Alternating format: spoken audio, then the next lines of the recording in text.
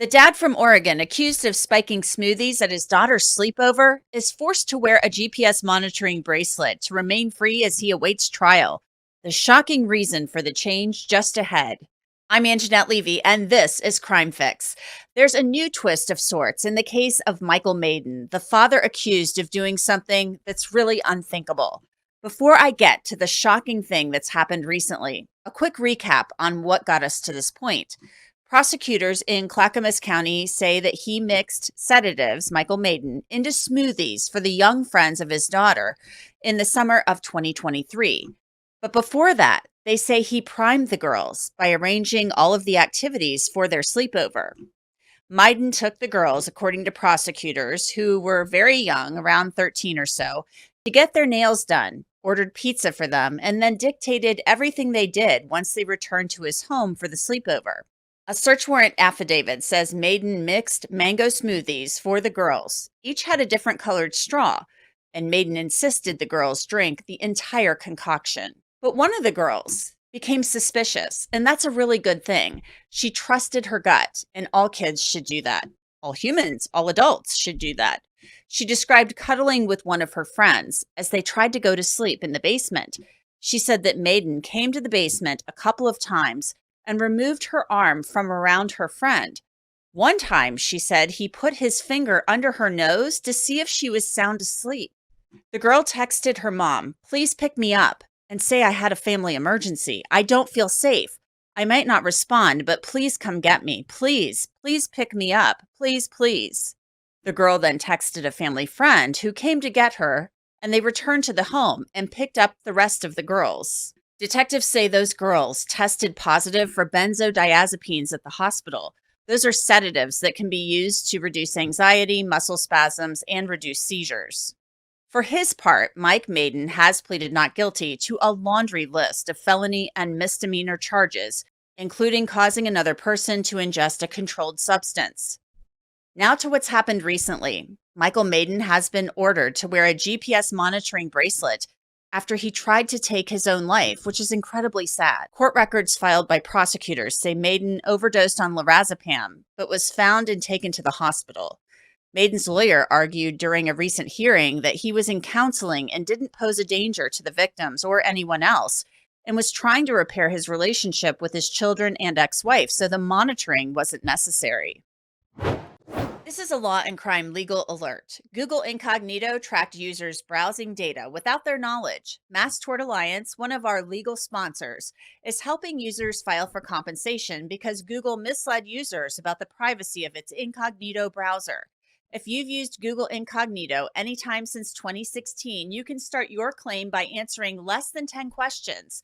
Log on to incognitoclaims.com/crimefix. I want to bring in Mark Weaver to talk about this. Mark, Michael Meyden had a bond. He was out on bond, and they're saying he tried to take his own life. Now they've put him on GPS monitoring. How on earth is GPS monitoring supposed to stop somebody from killing themselves? He's already tried it once, according to court officials. How's that supposed to stop him from possibly doing it again?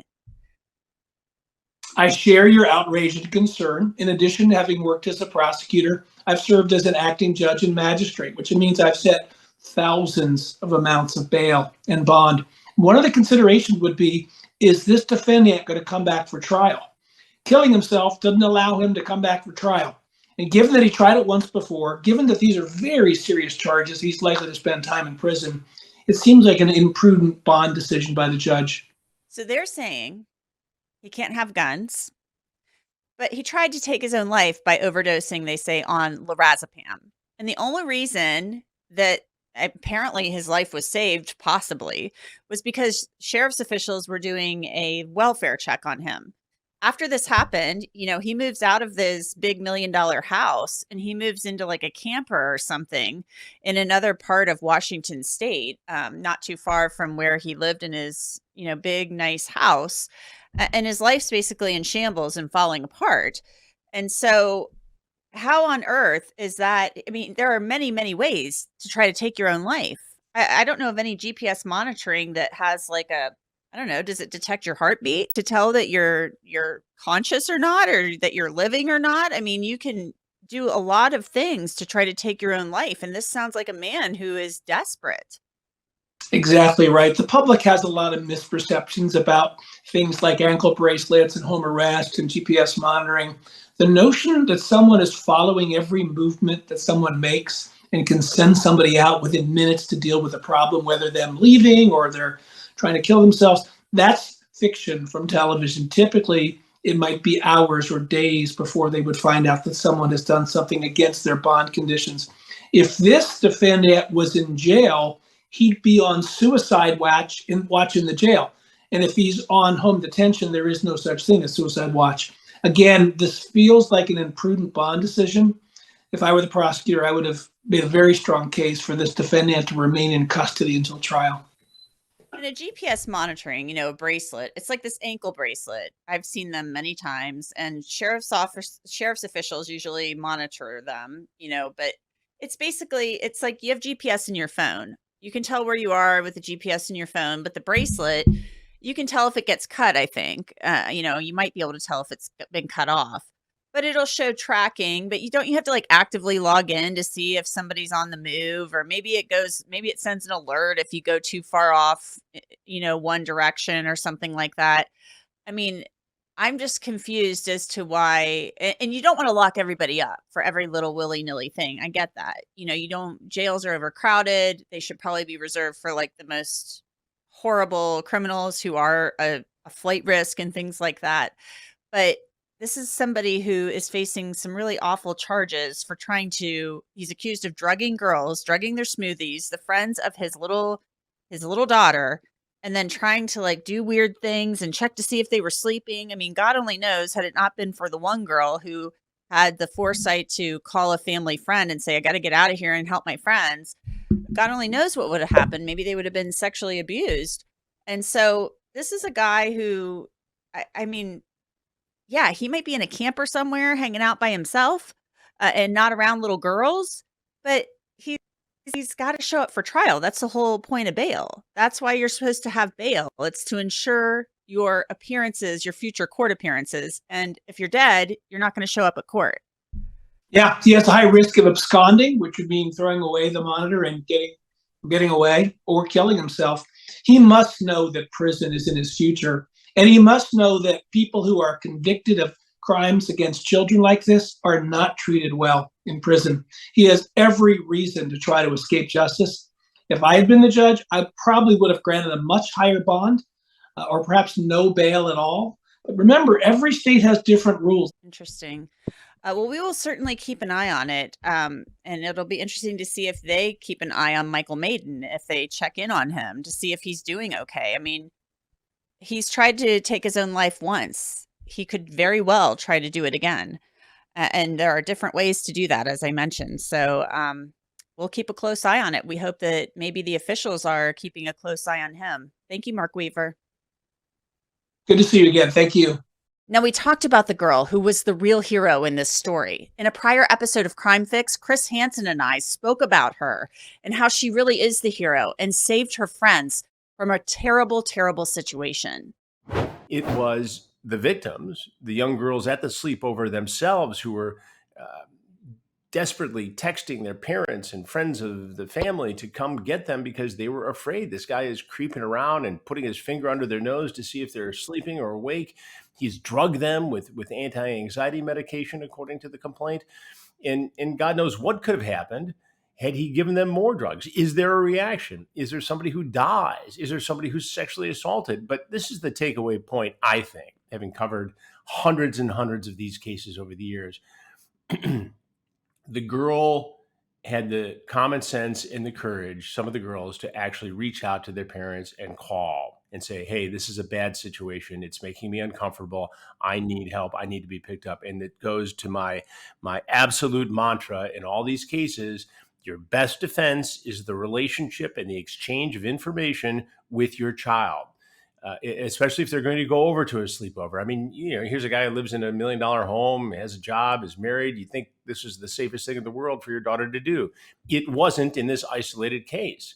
So if your daughter or your son is uncomfortable in any way, they have to be very comfortable coming to you and saying, this is a problem. This makes me feel weird. This isn't right. And whether it's an online predator or a predator like this guy allegedly is, who is known to the parents, whose child is known to the victims in this case, you have to have that open conversation, that open line of communication, so your child feels comfortable to say, hey, this is not good.